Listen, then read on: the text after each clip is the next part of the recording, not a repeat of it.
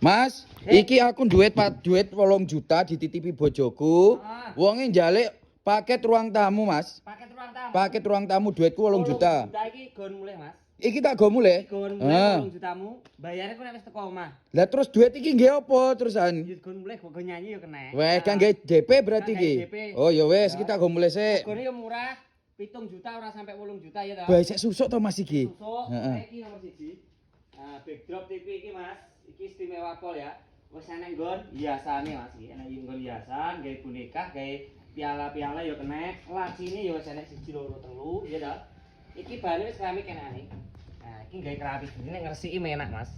Nah, bracket komplit tak kei. Digawe TV 90 in ya kena. Komplit berarti Mas ya. Rodane ya wis enek. Lampune ya wis enek telu. Bet, mending. Mending tenan. Heeh. Iki nomor 1. Nomor 2 niki Mas, nggo dongkrongan. Nah, iki sofane ning kene ya ta. Umpama backdrop TV dikene kono, gawe delok TV sak keluarga gaya porem. Porem malan. Bahane ya wis kaine pakai Oscar karo Budru. Beh, jan Kaki-kakine gawe jati kabeh iki Mas. Lah iki wis komplit sak kosong. komplit karo kocone iki ya. Komplit kaca, komplit bantal. Beh, iki regane piro, Mas? 7 juta 7 juta ae ya ta. Heeh. Duit 8 juta ae gon mulih.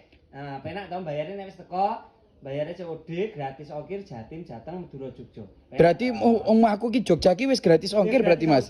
Wah, iya jan menak berarti susuk sak pole duitku. Nek pesen online penak Mas. Piye carane? Carane pesen online ae ning sore bioprofil wis enak. Karek ngeklik ngono iki. Oh iya iya iya, teh paham bolo.